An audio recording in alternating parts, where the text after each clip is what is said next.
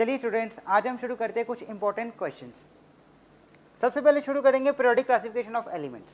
भाई modern periodic table में कुछ ट्रेंड्स है, ग्रुप्स और पीरियड में जब हम मूव करेंगे तो उसके कुछ ट्रेंड्स है।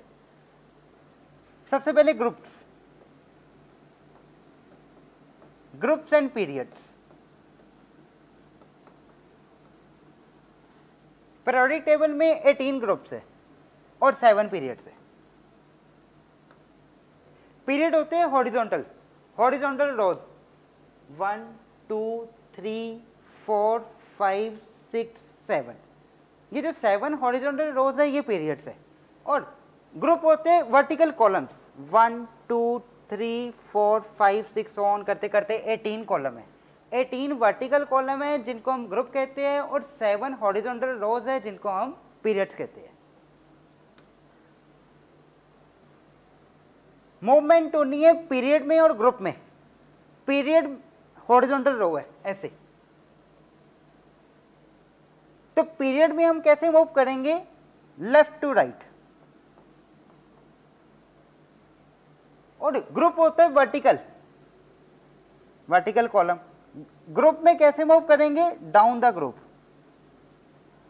अब भाई जब पीरियोडिक टेबल में हम लेफ्ट टू राइट जाएंगे तो नंबर ऑफ इलेक्ट्रॉन एक एक करके इंक्रीज होएगा। यहाँ पे नंबर ऑफ इलेक्ट्रॉन 1 है, यहाँ पे नंबर ऑफ इलेक्ट्रॉन 2, फिर 3 4 5 6 7 8 9 10 11 12 13 14। मतलब एटॉमिक नंबर इंक्रीज करेगा एक एक करके लेफ्ट टू राइट अगर मूव करेंगे। अगर हम डाउन द ग्रुप करेंगे मूव, नीचे आएंगे तो एक एक करके शेल इंक्रीज करेगा। अगर लेफ्ट टू राइट मूव करेंगे तो एक एक करके इलेक्ट्रॉन इंक्रीज करेगा। दोबारा सुनो, अगर पीरियोडिक टेबल में हम लेफ्ट टू राइट मूव कर रहे हैं तो भाई एक एक करके नंबर ऑफ इलेक्ट्रॉन इंक्रीज होंगे। अगर हम डाउन द ग्रुप मूव कर रहे हैं तो एक एक करके शेल बढ़ेंगे।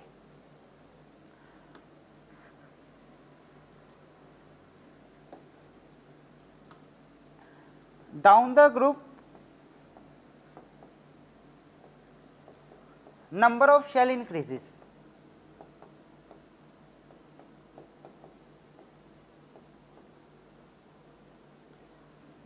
and moving from left to right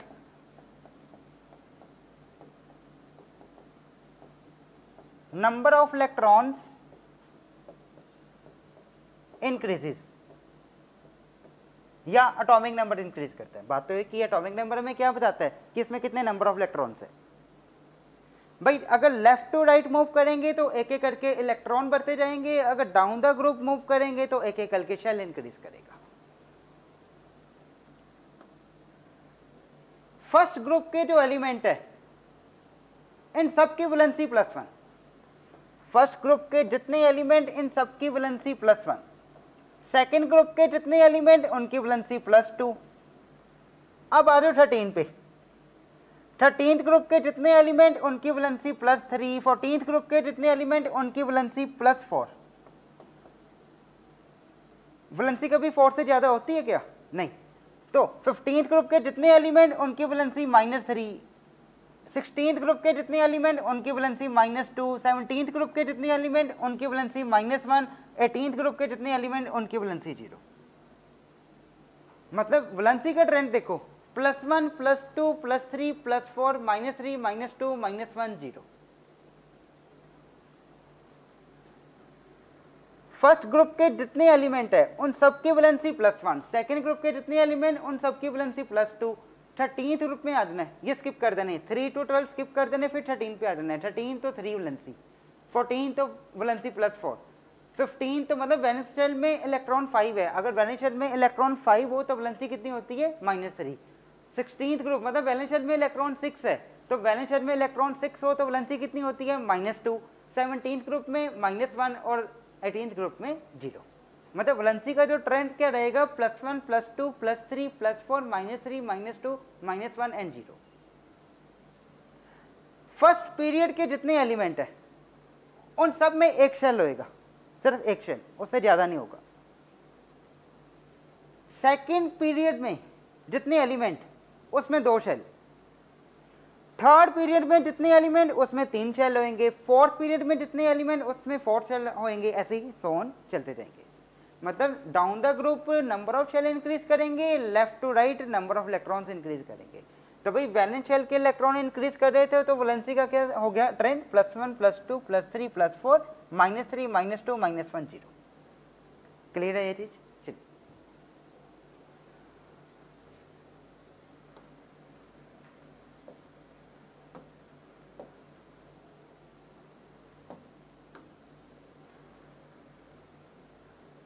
भाई down the group atomic size क्या करेगा, इंक्रीज या decrease? Down the group atomic size increase करेगा। क्यों? नंबर ऑफ शेल इंक्रीज कर रहे हैं।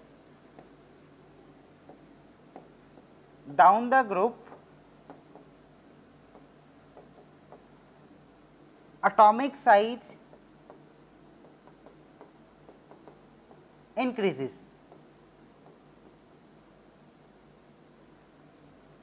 whereas as moving from left to right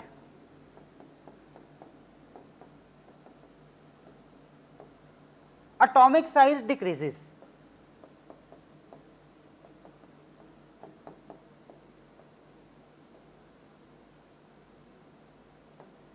ऐसा कैसे होता है भाई? लेफ्ट टू राइट मूव कर रहे हैं तो एटॉमिक साइज डिक्रीज हो रहा है, पर ऐसा क्यों?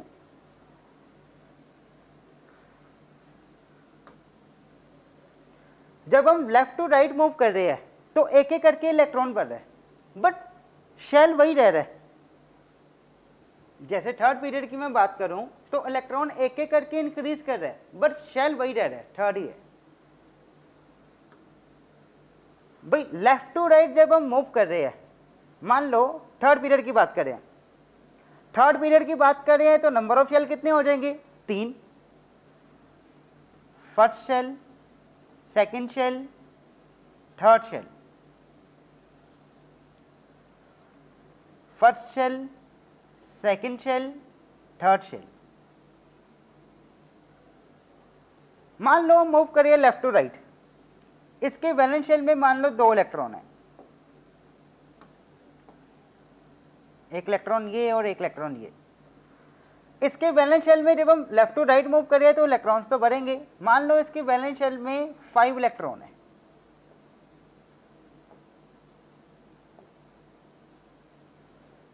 अब क्वेश्चन ये है कि लेफ्ट टू राइट मूव कर रहे हैं तो साइज क्यों छोटा हो रहा है? भाई एक डिफरेंस तो हमें पता चल गया कि इसके वैलेंस शेल में 2 इलेक्ट्रॉन है और इसके वैलेंस शेल में 5 इलेक्ट्रॉन है। सेंटर में क्या होगा? Nucleus. Nucleus nucleus positively charge है और इलेक्ट्रॉन नेगेटिवली चार्ज है। नेगेटिव पॉजिटिव क्या करेंगे? अट्रैक्ट। तो यहां पे इलेक्ट्रॉन और न्यूक्लियस के बीच में अट्रैक्शन क्रिएट हो जाएगी। ये 2 इलेक्ट्रॉन के बीच में अट्रैक्शन है और इस केस में 5 इलेक्ट्रॉन के बीच में अट्रैक्शन है।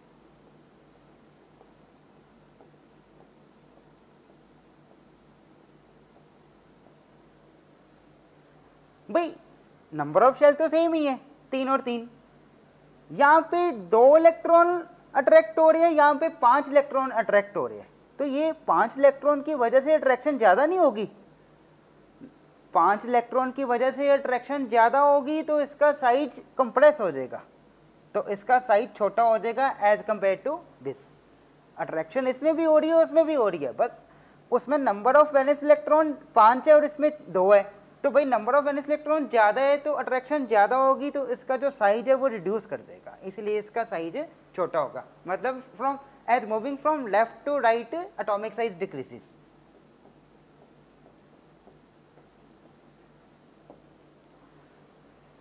Down the group atomic size increases.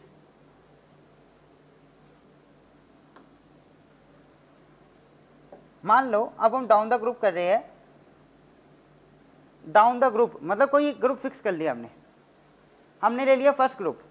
First group के जितने एलिमेंट है उसके लास्ट वाले शेल में कितने इलेक्ट्रॉन होंगे? 1। मतलब फर्स्ट ग्रुप के जितने एलिमेंट उनकी वैलेंसी सबकी क्या होगी? +1। तो मतलब उन सबके वैलेंस शेल में 1 इलेक्ट्रॉन होगा। अब down the group atomic size increase क्यों होता है? फर्स्ट ग्रुप लिया हमने, फर्स्ट ग्रुप लिया तो वैलेंस इलेक्ट्रॉन 1 ही रहेगा। चलिए ये 2 शेल है और एक मैं बना रहा हूं जिसमें 3 शेल होंगे। Down the group number of shell increases. इसके लास्ट शेल में एक इलेक्ट्रॉन है भाई, क्योंकि फर्स्ट ग्रुप का एलिमेंट है, और यह भी फर्स्ट ग्रुप का एलिमेंट है, इसके भी लास्ट वाले शेल में एक इलेक्ट्रॉन होगा। ये रहा इसका न्यूक्लियस, ये रहा इसका न्यूक्लियस। न्यूक्लियस पॉजिटिवली चार्ज्ड है और इलेक्ट्रॉन नेगेटिवली चार्ज्ड है। इलेक्ट्रॉन और न्यूक्लियस के बीच में होएगी अट्रैक्शन, इलेक्ट्रॉन और न्यूक्लियस के बीच में होएगी अट्रैक्शन। भाई नंबर ऑफ शेल यहां पे 2 है, यहां पे 3 है, यहां पे डिस्टेंस कम है, यहां पे डिस्टेंस ज्यादा है, दूर दूर है, तो अट्रैक्शन थोड़ी कम होगी ना। यहां पे बिल्कुल पास पास है, तो एज कंपेयर टू दिस यहां पे अट्रैक्शन थोड़ी ज्यादा होगी। जितना डिस्टेंस कम होएगा उतनी अट्रैक्शन ज्यादा होएगी, जितना दूर जाएंगे उतनी अट्रैक्शन कम होती जाएगी। तो भाई इसमें अट्रैक्शन कम होएगी और इसमें अट्रैक्शन ज्यादा होएगी। इसमें अट्रैक्शन ज्यादा होएगी तो इसका साइज रिड्यूस हो जाएगा, कंप्रेस कर जाएगा।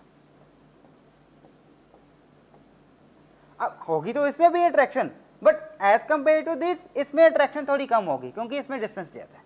तो हम कह सकते हैं is moving down the group atomic size increases. क्यों? ऊपर वाले का साइज छोटा होएगा, जैसे ही नंबर ऑफ शेल बढ़ते जाएंगे डिस्टेंस बढ़ता जाएगा, नंबर ऑफ शेल बढ़ते जाएंगे भाई तो डिस्टेंस भी बढ़ता जाएगा और अट्रैक्शन जो है वो वीक होती जाएगी, जिसके कारण इसका size as compare to this बड़ा होगा।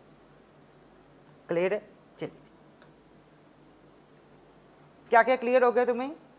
फर्स्ट ग्रुप के जितने एलिमेंट उनकी वैलेंसी +1, सेकंड वालों की +2, 13 वालों की +3, ऐसे ट्रेंड चलता जाएगा। +1, +2, +3, +4, -3, -2, -1 and 0। Down the group number of shell increase करते हैं, लेफ्ट टू राइट एक एक करके इलेक्ट्रॉन इंक्रीज करते हैं। Left to right atomic size increase होते हैं, down the atomic size decrease होगा और down the group atomic size increase होगा। क्यों? नंबर ऑफ शेल इंक्रीज करेंगे, नंबर ऑफ शेल इंक्रीज करेंगे अट्रैक्शन कम हो जाएगी। और लेफ्ट टू राइट जो एटॉमिक साइज है वो डिक्रीज करेगा। क्यों? नंबर ऑफ वैलेंस इलेक्ट्रॉन बढ़ जाएंगे और उनकी अट्रैक्शन बढ़ जाएगी, तो साइज जो है उसका कंप्रेस हो जाएगा। क्लियर है? चलिए,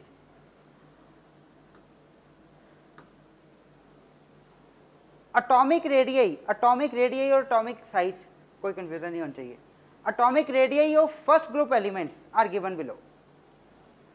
फर्स्ट ग्रुप के जितने एलिमेंट उनकी वैलेंसी क्या होगी? 1। वैलेंसी उसकी वैलेंसी 1 मतलब उसके वैलेंस शेल में एक इलेक्ट्रॉन होगा। The atomic radii of first group elements are given below. ये फर्स्ट ग्रुप के एलिमेंट है, सोडियम, पोटेशियम, रुबिडियम, सीजियम, इनके एटॉमिक रेडियई दिए गए हमें। पीएम पिकोमीटर है। सोडियम का 86 है एटॉमिक रेडियई, पोटेशियम का 231, रुबिडियम का 244, सीजियम का 282। State the reason behind the observed trend in the above elements. अब तुम खुद देखो, down the group atomic radii increase कर रहा है, 86, 231, 244, 282।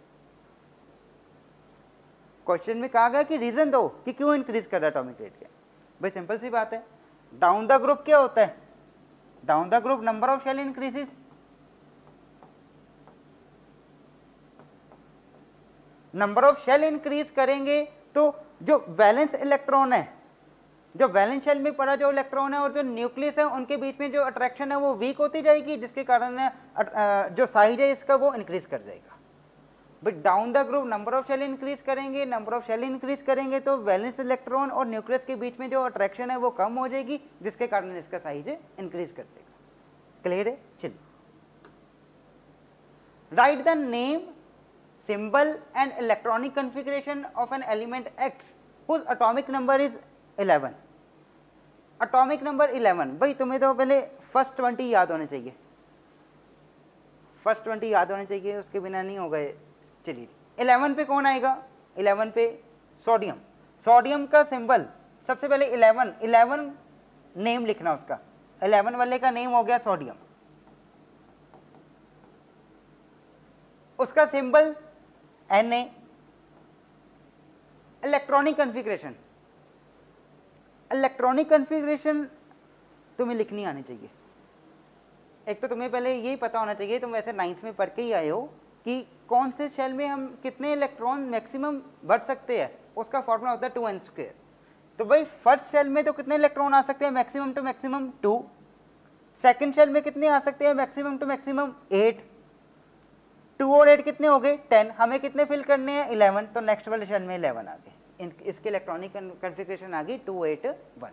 मतलब सोडियम 3 शेल ले रहा है, 3 शेल मतलब ये थर्ड पीरियड का बंदा, और लास्ट वाले शेल में 1 इलेक्ट्रॉन है, मतलब इसकी वैलेंसी क्या होगी +1, +1 वैलेंसी वाली कहाँ बैठती है फर्स्ट ग्रुप में, मतलब इसकी अगर पोजीशन अगर देखी जाए लोकेशन, तो ये कहाँ मिलेगा हमें थर्ड पीरियड फर्स्ट ग्रुप। चलिए जी next, the electronic configuration of an element is 284, state its group and period in the modern periodic table. भाई एलिमेंट की इलेक्ट्रॉनिक कॉन्फ़िगरेशन हमें दी गई 284,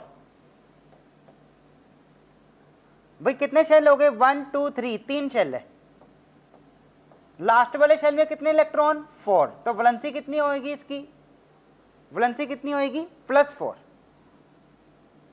तो वैलेंसी 4 वाले कहाँ बैठते हैं 14th ग्रुप में, मतलब ये जो एलिमेंट है ये 14th ग्रुप का है।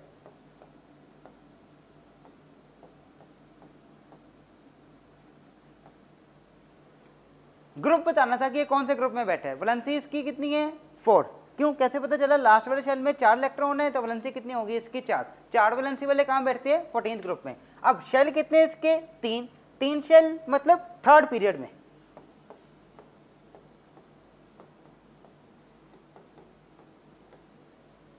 Next, name and right it's one physical property.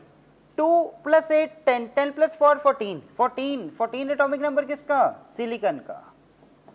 इसकी एक फिजिकल प्रॉपर्टी बता दो, कोई बता दो। It is the poor conductor of electricity. चलिए, 3 elements x, y and z have atomic number 7 8 9। भाई 3 एलिमेंट है, एक x, एक y और एक z। x का एटॉमिक नंबर 7, y का 8, z का 9। Arrange them in the decreasing order of their atomic radius. हमें इन 3 एलिमेंट को अरेंज करना है इस ऑर्डर में कि इनका जो एटॉमिक रेडियस है वो डिक्रीज करे, मतलब पहले हमें वो रखना होगा जिसका एटॉमिक रेडियस सबसे ज्यादा है, फिर उससे छोटा, फिर उससे छोटा। भाई अगर ध्यान से देखा जाए, एटॉमिक नंबर इसका दिया 7, इसका 8, इसका 9, मतलब नंबर ऑफ इलेक्ट्रॉन एक एक करके इंक्रीज कर रहे हैं। ये तो ट्रेंड लेफ्ट टू राइट होता है, अगर लेफ्ट टू राइट मूव करते हैं तो नंबर ऑफ इलेक्ट्रॉन एक एक करके इंक्रीज करते हैं, ये बिल्कुल वैसा ही है। तो भाई लेफ्ट टू राइट में क्या होता है, एटॉमिक रेडियस डिक्रीज करता है, क्यों, नंबर ऑफ वैलेंस इलेक्ट्रॉन बढ़ जाते हैं और अट्रैक्शन जो वो इंक्रीज हो जाती है, जिसके कारण जो साइज है वो रिड्यूस हो जाता है। लेफ्ट टू राइट मूव करेंगे, एटॉमिक रेडियस डिक्रीज करेगा।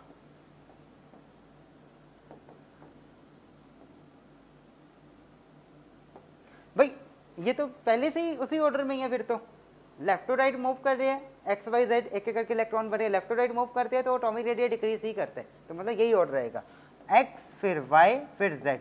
एक्स का एटॉमिक रेडियस सबसे ज्यादा, वाई का जेड से ज्यादा। Now write the formula of compound found between the X and Y. X और वाई में जो कंपाउंड बनेगा उसका फॉर्मूला बताना है।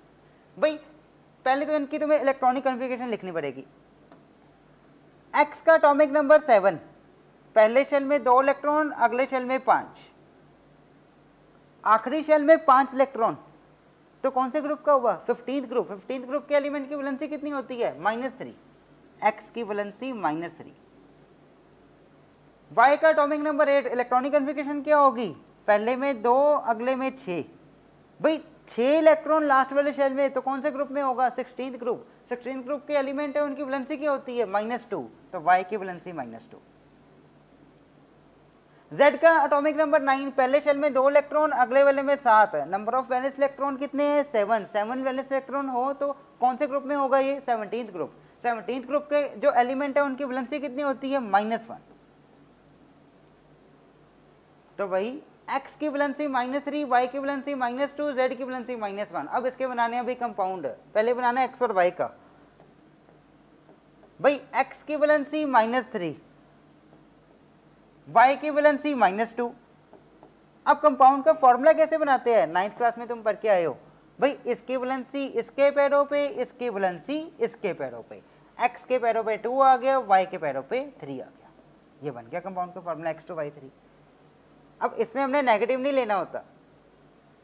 चलिए नेक्स्ट, x और z के बीच में x की वैलेंसी कितनी है -3, z की वैलेंसी -1, वही चीज भाई उसकी वैलेंसी उसके पैरों पे, उसकी वैलेंसी उसके पैरों पे, x के पैरों पे 1 आ गया, z के पैरों पे 3 आ गया, ये बन गया xz3। क्लियर है? चलिए, based on the group valency of elements right the molecular formula of the following compounds giving justification for each. Oxide of first group elements, first group के जो एलिमेंट है उनके ऑक्साइड का फॉर्मूला बनाना है, हमें general formula बनाना है। First group का element है तो बहुत सारे, हम कोई एक मान लेते हैं, जनरल ले लेते हैं भी ए है। अब फर्स्ट ग्रुप के एलिमेंट की खासियत क्या है कि उन सब एलिमेंट की वैलेंसी कितनी होगी, +1, मतलब ए की वैलेंसी +1।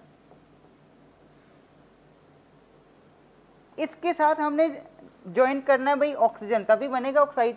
अब ऑक्सीजन की वैलेंसी -2, तो इसका फॉर्मूला क्या बन जाएगा भाई, उसकी वैलेंसी उसके पैरों पे, उसकी वैलेंसी उसके पैरों पे, ए के पैरों पे 2 आ गया, ओ के पैरों पे 1, ये बन गया A2O। तुम एग्जाम्पल भी ले सकते हो, फर्स्ट ग्रुप का कोई एलिमेंट उठा लो, हाइड्रोजन ले लो, सोडियम ले लो, पोटेशियम ले लो, कोई भी ले लो।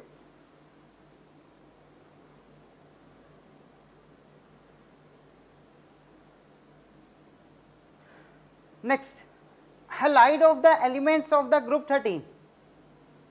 ग्रुप 13 के जो एलिमेंट है, अगर उनके साथ अगर मैं कोई हैलाइड ज्वाइन कर दूं तो उसका फॉर्मूला क्या बनेगा। अब हैलाइड क्या होते हैं भाई, हेलोजेंस। हेलोजेंस 4 है, क्लोरीन, ब्रोमीन, आयोडीन, फ्लोरीन, ये इन वाले। भाई 13th ग्रुप के जो एलिमेंट है उनकी वैलेंसी कितनी होगी, +3। 13th ग्रुप के जो एलिमेंट उनकी वैलेंसी +3। मान लो बी ले लिया मैंने एलिमेंट जनरली, उसकी valency +3। Halide chlorine, bromine, iodine, fluorine, इन सब की वैलेंसी कितनी होती है, -1। क्यों, ये 17th ग्रुप के एलिमेंट है। हैलाइड यही होते हैं, क्लोरीन, ब्रोमीन, आयोडीन, फ्लोरीन। भाई हैलाइड ले लिया मैंने, कोई क्लोरीन ले लिया मान लो, क्लोरीन की वैलेंसी -1, तो ये जनरल फॉर्मूला क्या बन जाएगा, उसकी वैलेंसी उसके पैरों पे, उसकी वैलेंसी उसके पैरों पे, बी के पैरों पे 1, Cl के पैरों पे 3, ये बन गया BCl3। Compound found when an element A of group 2, कोई एक एलिमेंट है A, अब ये वाला A नहीं है, ये कोई अलग A है। A कोई एलिमेंट है ग्रुप 2 का, भाई ग्रुप 2 का कोई बंदा हो तो उसकी वैलेंसी कितनी होती है, +2। Combines with an element B of group 17, ये कंबाइन कर रहा है B एलिमेंट के साथ जो कि 17th ग्रुप का है। भाई 17th ग्रुप के जो एलिमेंट होते हैं उनकी वैलेंसी कितनी होती है, -1, इसकी वैलेंसी -1, तो भाई क्या बन जाएगा, इसकी वैलेंसी इसके पैरों पे, उसकी वैलेंसी इसके पैरों पे, ए के पैरों पे 1, बी के पैरों पे 2, ये बन गया AB2। चलिए next, right the number of periods and groups in the modern periodic table. Number of period कितने होते हैं, number of period 7 and number of groups 18। How does the metallic character of elements vary on moving from left to right and down the group? भाई अगर periodic table में हम, जब मैंने तुम्हें स्टार्टिंग में पीरियोडिक टेबल दिखाया था तो लेफ्ट साइड पे मेटल थे, जब जिगजैग पाथ आ जाता है तब मेटलॉइड्स आ जाते हैं, उसके बाद नॉन मेटल आ जाते हैं। भाई लेफ्ट टू राइट जब मूव करते हैं पीरियोडिक टेबल में, हमें ट्रेंड बताना है मेटालिक कैरेक्टर का, लेफ्ट टू राइट। पहले लेफ्ट टू राइट जब हम मूव करते हैं तो मेटालिक कैरेक्टर डिक्रीज, तुम खुद देखो, पहले मेटल, फिर मेटलॉइड आ गया जिगजैग पाथ वाला, फिर उसके बाद नॉन मेटल आ जाते हैं। भाई मेटल कम होता जा रहा है, मेटलॉइड बनता जा रहा है, फिर नॉन मेटल बन गया, मतलब मेटालिक कैरेक्टर जो है वो लेफ्ट टू राइट डिक्रीज करता है। Left to right metallic character decreases.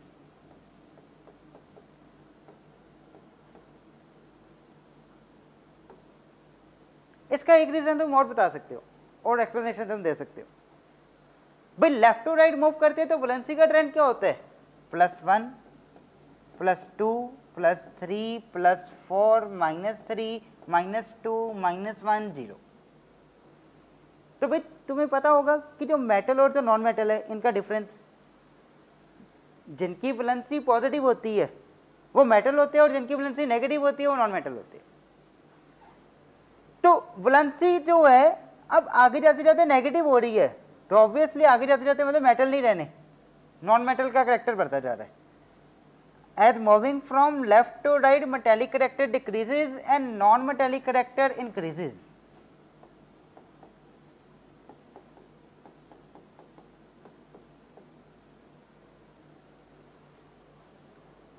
Down the group क्या होगा, डाउन द ग्रुप भाई उल्टा, लेफ्ट टू राइट अगर मेटालिक कैरेक्टर डिक्रीज कर रहा है तो डाउन द ग्रुप क्या करेगा, इंक्रीज करेगा। Down the group metallic character increases. चलिए next, sodium magnesium and aluminium are the elements of the third period.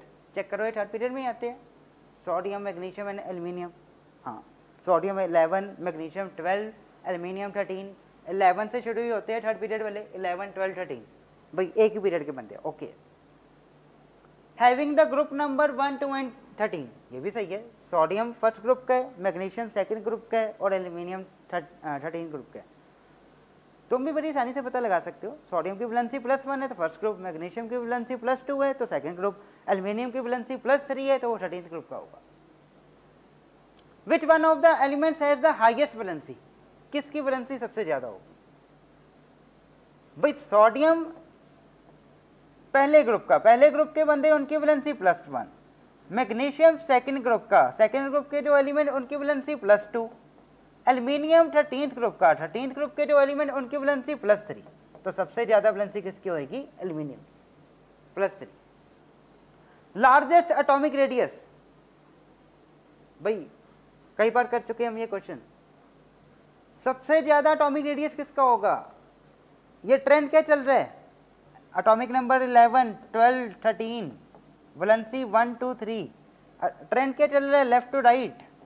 Left to right क्या होता है, atomic radius decrease, atomic radius decrease, मतलब atomic radius कम होता जा रहा है, इसका भी कम है, इसका और कम है, तो सबसे ज्यादा एटॉमिक रेडियस किसका हुआ, सोडियम वाले का, largest atomic radius.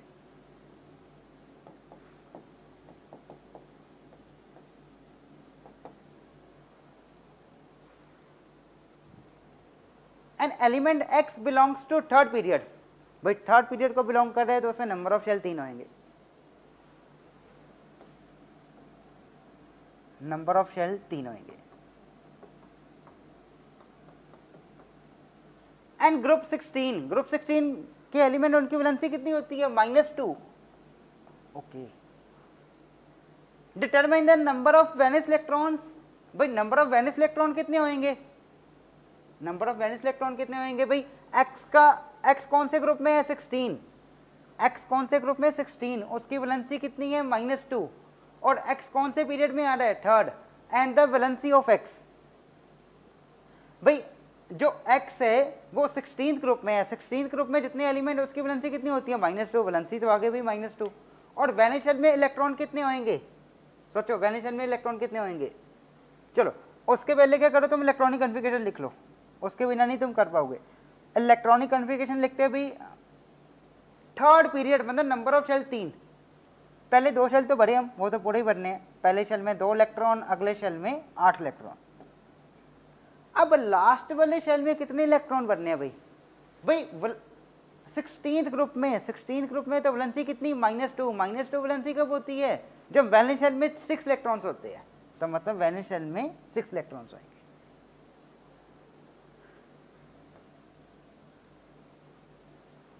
Molecular formula of the compound when x reacts with the hydrogen, भाई x का वैलेंसी कितनी आई, -2, x की वैलेंसी -2,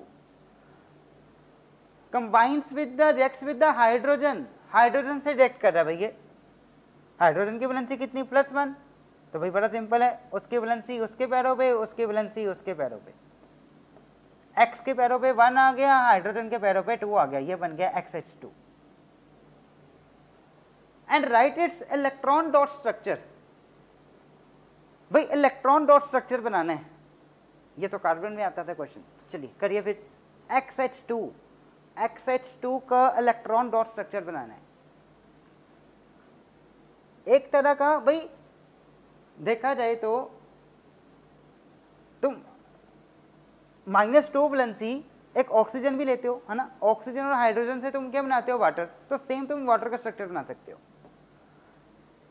वाटर के स्ट्रक्चर को याद करो, सेम बना दो, क्यों, ऑक्सीजन की भी वैलेंसी -2 होती है और हाइड्रोजन की वैलेंसी +1 है ना, तो उसका स्ट्रक्चर क्या बनता था, वाटर, वाटर का स्ट्रक्चर तुम्हें याद है, वही बना दो। एक्स की वैलेंसी -2, तो मतलब वैलेंस शेल में कितने इलेक्ट्रॉन है, 6, और हाइड्रोजन लगाना भाई, एक्स के पास वैलेंस शेल में 6 इलेक्ट्रॉन है, एक इधर आ जाएगा और एक इस साइड आ जाएगा, 1 2 3 4 5 6, हाइड्रोजन के पास एक एक इलेक्ट्रॉन, तो भाई ये शेयरिंग हो जाएगी, इलेक्ट्रॉन डॉट स्ट्रक्चर बनेगा, हाइड्रोजन का डुप्लेट कंप्लीट हो गया, ये वाले हाइड्रोजन का भी डुप्लेट कंप्लीट हो गया, और ये एक्स का ऑक्टेट कंप्लीट हो गया। Name the element x, 2 + 8 10 10 + 6 16, 16 atomic number किसका है, सल्फर का।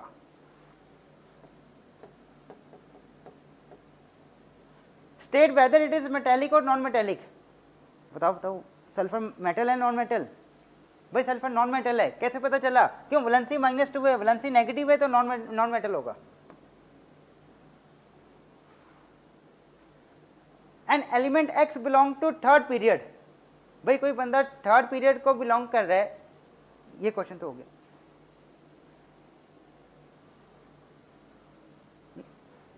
Element X belong to third period and group 13 of the mono periodic table, determine the valence electrons and the valency of X, molecular, ये question हम कर चुके हैं, बस ये चीज रह गई है। Right the name and formula of the compound found with when x combines with the chlorine, ये भी करना है, ऊपर वाला हम कर चुके हैं अभी last. Element X belong to third period and group 13, वो ग्रुप 16 था, ये ग्रुप 13 है। भाई थर्ड पीरियड मतलब नंबर ऑफ शेल कितने हो गए, 3,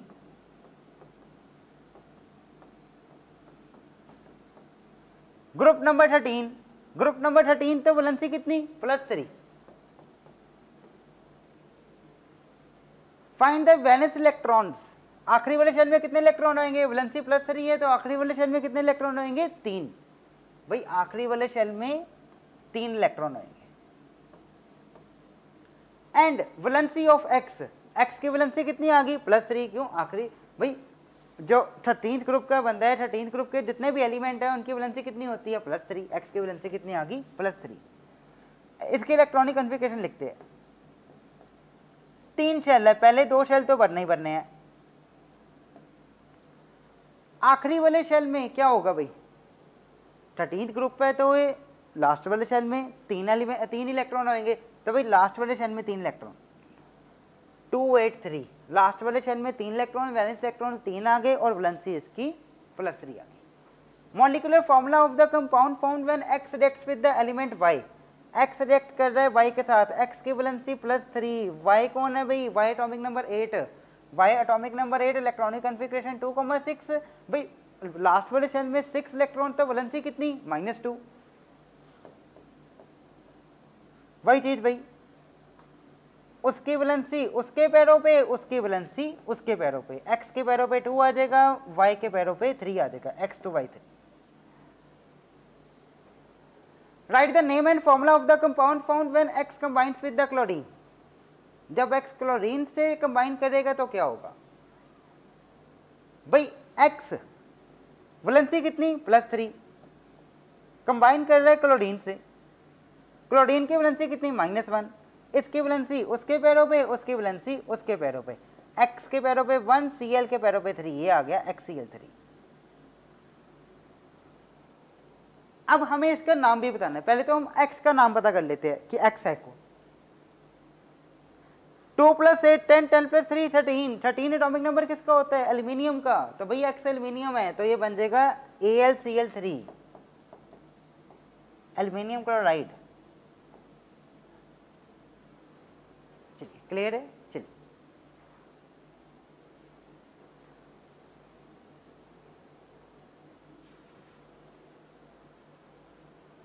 calcium is an element with atomic number 20, stating reason, answer each of the following questions.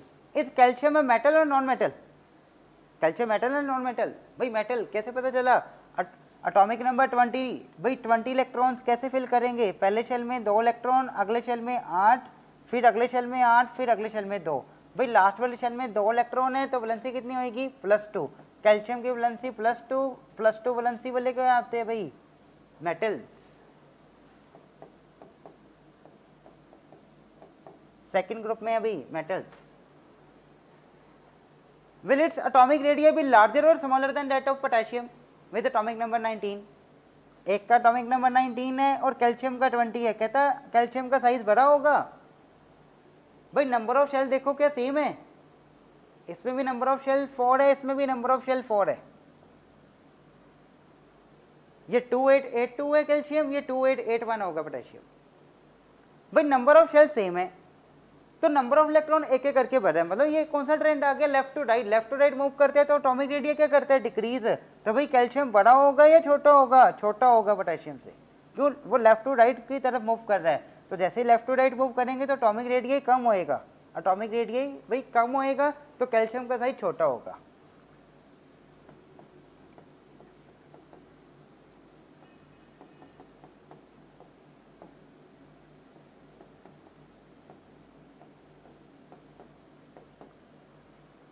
That is the formula of its oxide, calcium की वैलेंसी +2, ऑक्सीजन की valency -2, उसकी valency उसके पैरों पे, उसकी वैलेंसी उसके पैरों पे, ये हो गया कैंसिल, ये आ गया भाई CaO।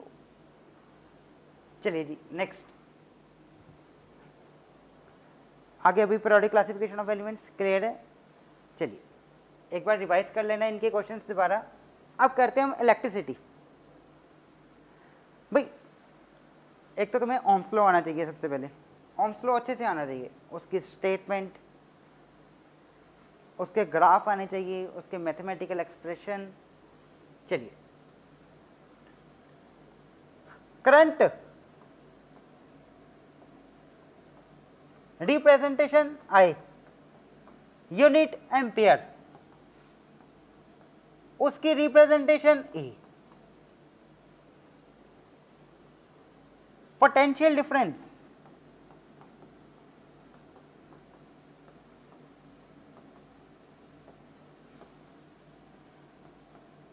पोटेंशियल डिफरेंस की unit volt, representation V,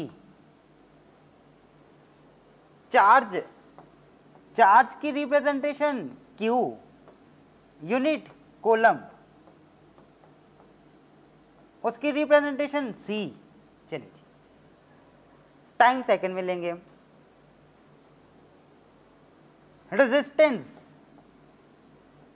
resistance को डिनोट करेंगे R से और उसके यूनिट, रेजिस्टेंस की यूनिट भाई ओम और उसका सिंबल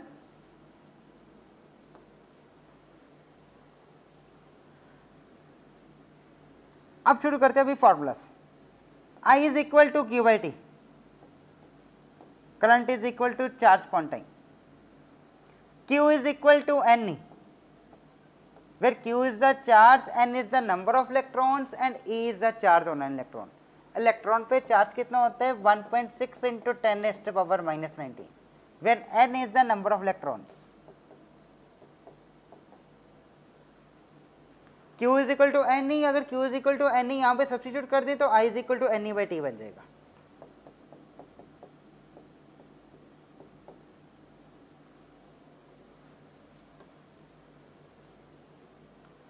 ओम्स लॉ से क्या आया था भाई, V is equal to IR, where V is the potential difference, I is the current and R is the resistance. यहां से I किसके इक्वल हो जाएगा V/R के, R किसके इक्वल हो जाएगा V/I के, जो मर्जी करिए भाई।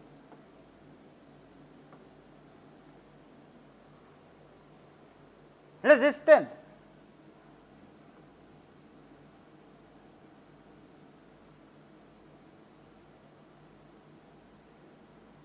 This is the series combination.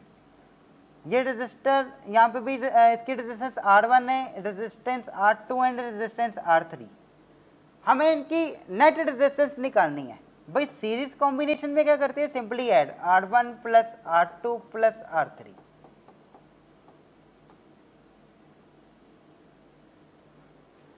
एक और चीज, ये ध्यान से सुनना कि series combination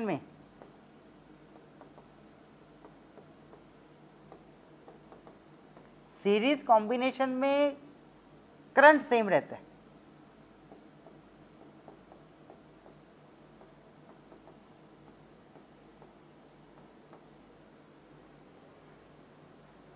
parallel combination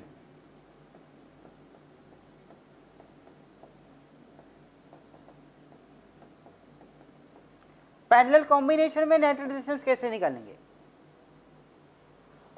parallel combination में नेट रेजिस्टेंस कैसे निकालेंगे?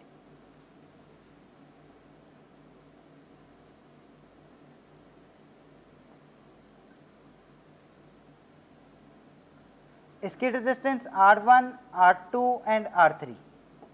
भाई R नेट कैसे निकालेंगे? 1/R नेट रेसिप्रोकल करके। अगर सीरीज कॉम्बिनेशन है तो सिंपली ऐड कर देंगे, अगर पैरेलल कॉम्बिनेशन है तो रेसिप्रोकल करके ऐड करेंगे। तो इसका जो नेट आएगा वो भी रेसिप्रोकल में ही आएगा। 1/R net is equal to 1/R1 plus 1/R2 plus 1/R3। एक ना मैं इसका केस ले रहा हूं, वो ध्यान से समझना। पता है क्या एक गलती कर जाते हैं बच्चे, जब इसको निकाल लेते हैं ना तो यही आंसर मान लेते हैं, लास्ट में इसका रेसिप्रोकल भी करना होता है। ये 1/R नेट की वैल्यू आनी है, उसका रेसिप्रोकल करेंगे तभी R नेट आएगा।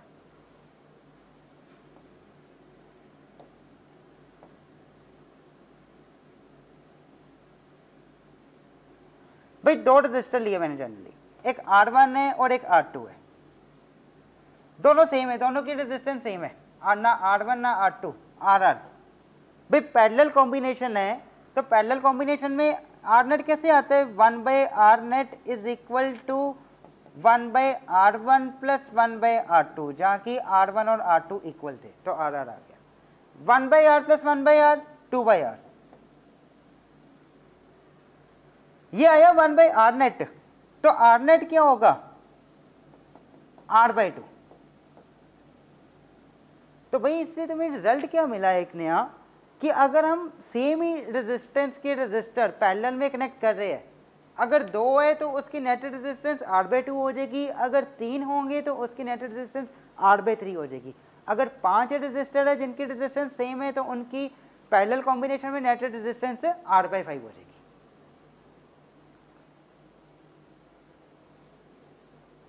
अब बड़ा इंपॉर्टेंट है जी,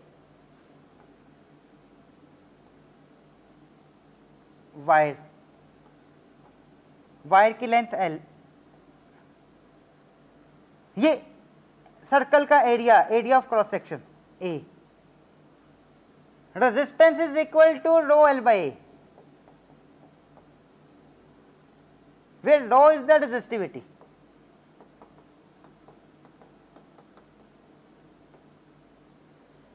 भाई रेजिस्टिविटी का फॉर्मूला क्या बन जाएगा यहां से? RA/L। रेजिस्टिविटी जो है वो एक मटेरियल की अलग अलग होती है, हर एक मटेरियल की अलग अलग होती है। This is the constant. Resistance की यूनिट ओम, एरिया के मीटर स्क्वायर, लेंथ के मीटर, मीटर स्क्वायर से 1 मीटर कट गया, ओम मीटर आ जाएगा।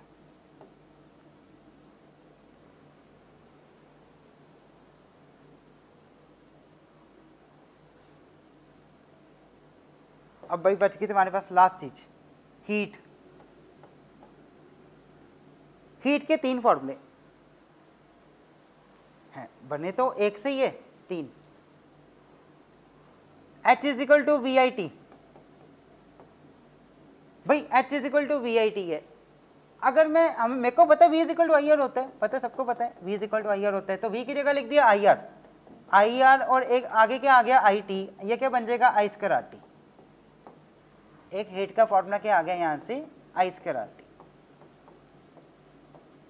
मैंने क्या किया था, V को लिख दिया था IR, अब मैं I को लिखूंगा V/R, I को लिखूंगा V/R, V की जगह I की जगह V/R इंटू T, ये क्या बन जाएगा V²/RT।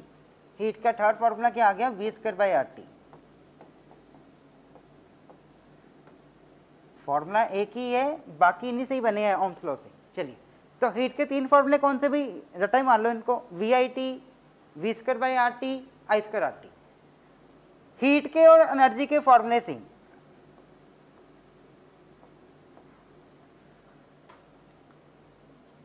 क्यों? हीट एक तरह की एनर्जी हुई है, हीट एक एनर्जी है। अब एनर्जी को टाइम से डिवाइड कर दो, वो क्या आ जाएगा? पावर। तो भाई हीट या एनर्जी के जितने भी फॉर्मूले हैं उन सब में से टी उड़ा दो, वो बन गए पावर के फॉर्मूले। पहला बन गया वी आई, नेक्स्ट बन गया आई स्क्वायर आर, फिर आ जाएगा V square by R. T उड़ा दो।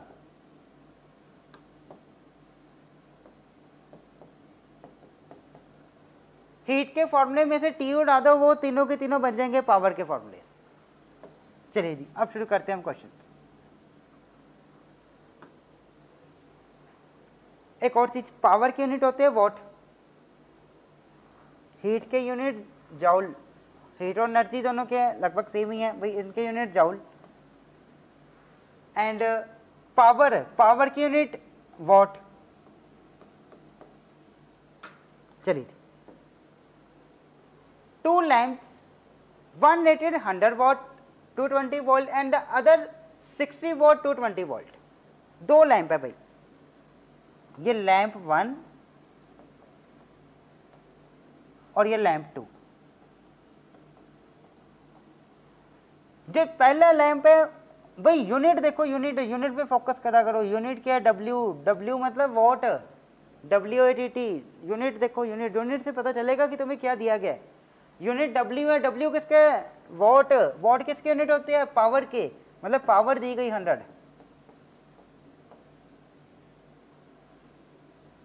लैंप 1 की बात कर रहे हैं, ठीक है भाई, लैंप 1 की तो पावर क्या होगी? P1। वोल्टेज कितनी है? V मतलब वोल्ट किसके यूनिट? पोटेंशियल डिफरेंस के। वोल्टेज कितनी? 220। ओके, V1 हो गया 220। जो नेक्स्ट लैंप है उसके यूनिट देखो, W वॉट किसके यूनिट? पावर के, उसकी पावर दी गई 60, P2 हो गया 60 and V2 similarly 220। Are connected in parallel, तो इलेक्ट्रिक मेन सप्लाई भाई सीरीज पैरेलल अभी हमने पढ़ा था, दोबारा देखो जरा, जब हमने सीरीज पैरेलल पढ़ा था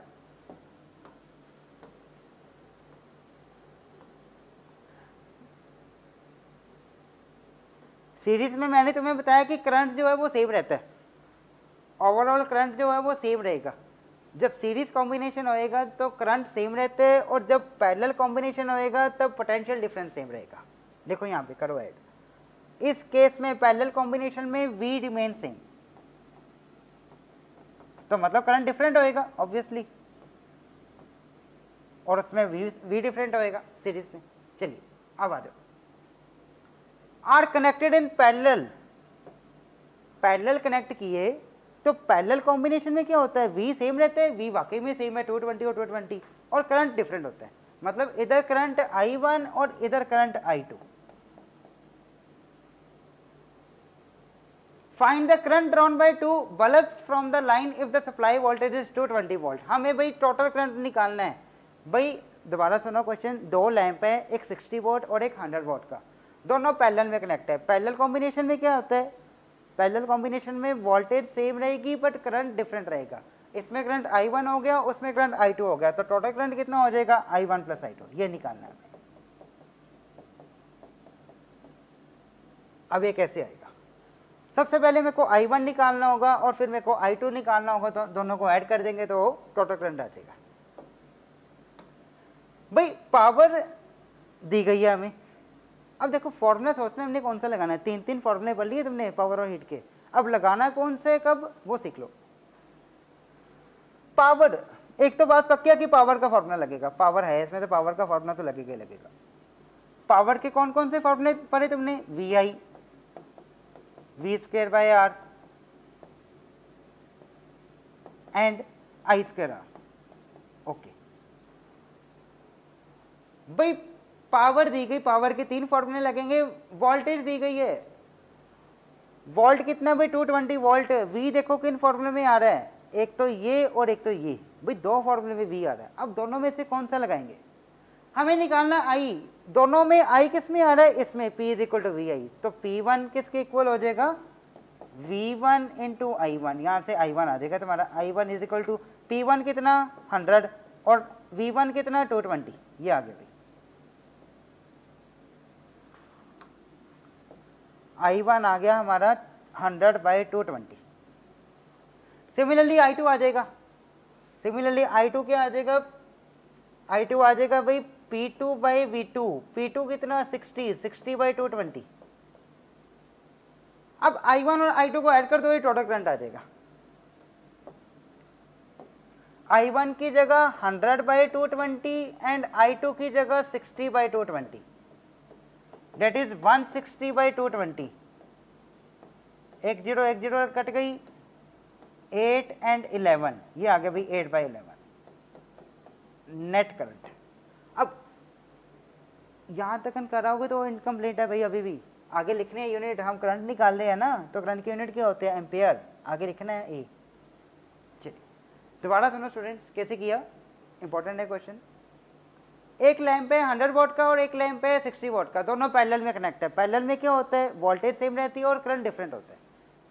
तो भाई वाकई में वोल्टेज सेम ही है, 220 दी गई है, और करंट डिफरेंट है, हमें निकालना है टोटल करंट। तो मैंने पहले वाले लैंप का करंट निकाल लिया, फिर दूसरे वाले लैंप का करंट निकाल लिया, दोनों को ऐड कर दिया तो वो टोटल करंट आ गया। अब पहले वाले का इंडिविजुअली हमने करंट कैसे निकाला, उसके लिए कुछ कंफ्यूज हो गए होंगे तुम, क्यों पावर के 3 फॉर्मूले होते हैं, अब उनमें से कौन सा पिक करना है हमें। भाई हमें निकालने हैं करंट और वोल्टेज दी गई है, वोल्टेज 2 फॉर्मूले में आती है, करंट निकालना, करंट तो एक ही फॉर्मूले में आ रहा है भाई इन दोनों में से। तो P = VI चूज किया, वहां से I1 निकाल लिया और ऐसे ही हमने I2 निकाल लिया, दोनों को ऐड कर दिया तो टोटल करंट आ गया। क्लियर है। चलिए name and define the SI unit of current. क्या नेम है भाई, करंट के SI यूनिट का क्या नेम है, एम्पियर। भाई SI unit of current I = क्या होता है, Q/T। Q क्या है, चार्ज, T क्या है, टाइम। चार्ज की यूनिट कूलम, टाइम की यूनिट सेकेंड, तो भाई coulomb per second, coulomb per second, ये बन गया ampere. What is the shape of the graph between the V and I, where V is the potential difference applied between the ends of a wire and I is the current flowing through it। भाई V और I के बीच में graph बनाना है, कैसे बनेगा graph, ये V हो गया, ये I की एक्सिस होगी। भाई V और I का ग्राफ कैसे बनता है, ये याद रखना है, हमेशा ओरिजिन से पास करेगी एक स्ट्रेट लाइन, y एक्सिस और x एक्सिस, ये जो ओरिजिन है इससे बिल्कुल पास करेगी एक स्ट्रेट लाइन, वो बनेगा इसका V और I का graph. Define power and state its SI unit.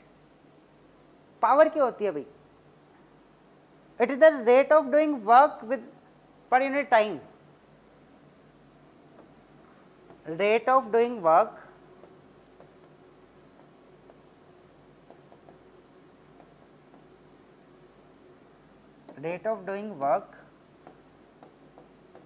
पर यूनिट टाइम। भाई पावर की SI unit, power is equal to energy upon time, energy की यूनिट जाउल, टाइम की unit second, joule per second, तो इसके unit क्या निकल आए थे, वॉट, या जाउल पर सेकेंड भी कह सकते हैं, सही है।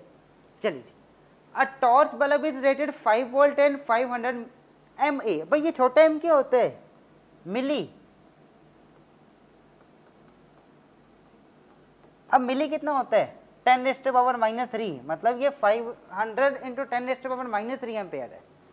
हमें करंट दिया गया 500 मिली एम्पेयर है, उसको कन्वर्ट करना होगा तो कैसे, इंटू 10⁻⁻3 एम्पेयर। ये कितना आ जाएगा भी, लगभग 10⁻³ को पॉजिटिव बनाना होगा तो नीचे 1000 आ जाएगा, 2 0 कट जाएगी, एक नीचे बचेगी, 5/10 दैट इज 0.5 एम्पियर। और V हमें दिया गया 5। Okay, calculate its power, simple है, P = VI।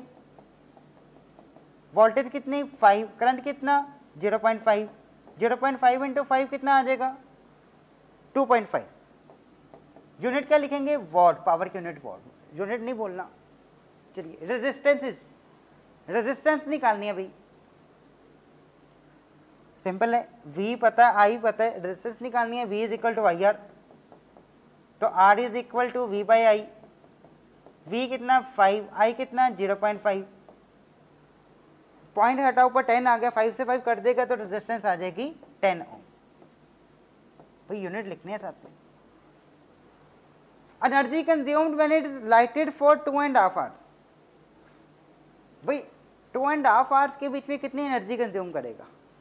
ओके, पावर कितनी आई हमारे पास? 2.5 वॉट। हमें निकालनी है एनर्जी। भाई पावर इज इक्वल टू क्या होता है? Energy upon time. तो एनर्जी किसके इक्वल आ गया? Power into time. पावर कितनी है? 2.5। अब टाइम कितने? 2.5 आवर्स। 2.5 आवर्स मतलब 5/2 आवर्स। ओके, अब आर को सेकंड में कन्वर्ट करना है, कैसे करेंगे? इंटू 3600। ये आया तुम्हारा टाइम सेकंड्स में। भाई 2.5 इंटू टाइम, टाइम कितना? 5/2 इंटू 3600। 2.5 पॉइंट उड़ा नीचे, 10 आ गया, 1 0 इससे खत्म हो गई भाई, 2 इससे कट गया, ये कितना आ गया? 180। 25 इंटू 5 125, 125 को कर लो तो मल्टीप्लाई 180 से, ये आ जाएगी तुम्हारी एनर्जी जॉल में। क्लियर है? समझ गए? चलिए,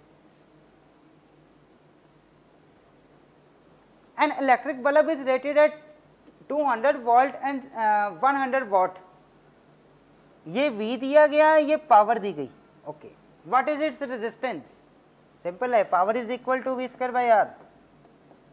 फॉर्मूला देख लिया करो कि कौन सा लगाना है तुमने। पावर दी गई है तो पावर का फॉर्मूला, V दिया गया है तो उस फॉर्मूले में V जरूर होना चाहिए, जो निकालना है वो भी होना चाहिए। रेजिस्टेंस निकालनी है तो R भी होना चाहिए, ऐसा एक ही फॉर्मूला है, P is equal to V square by R।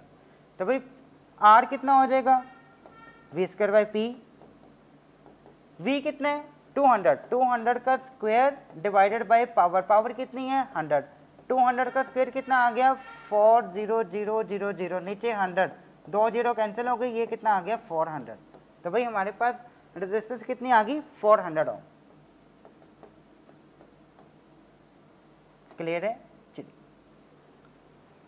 Power का फॉर्मूला लगाए V स्क्वायर बाय R, यहाँ से R निकला है V square by P, V हमें पता है, P पता है।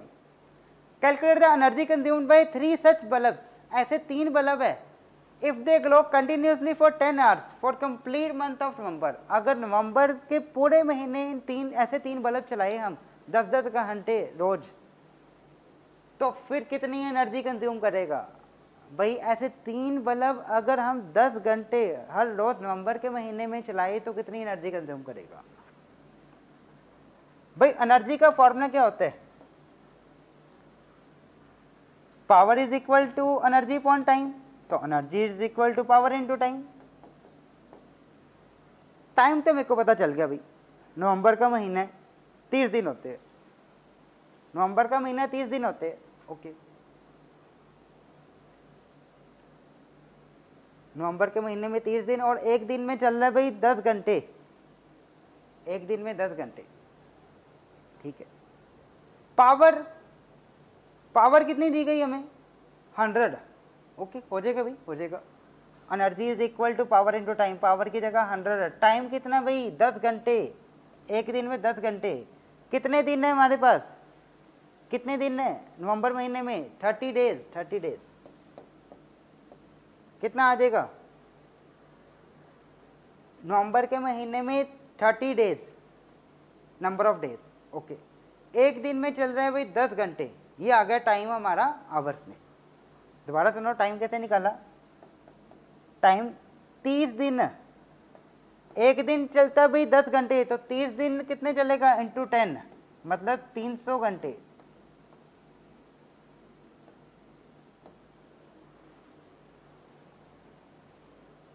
कितना बन जाएगा भाई?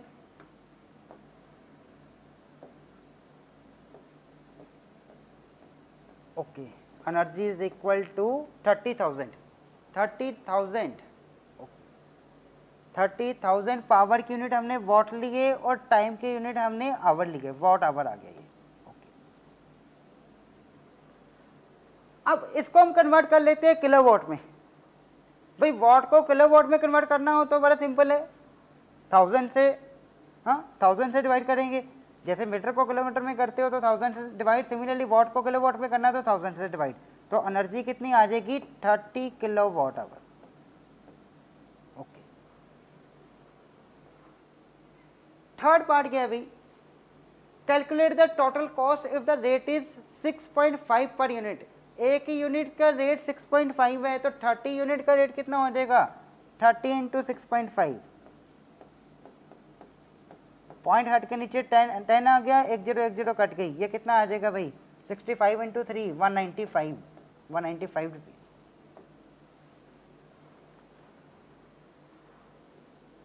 Next, 50 joule of heat is produced each second in a 2 ohm resistor. Find the this potential difference across the resistor। क्या निकालना है भाई, V निकालना है। 50 joule of heat दी गई हमें 50 joule,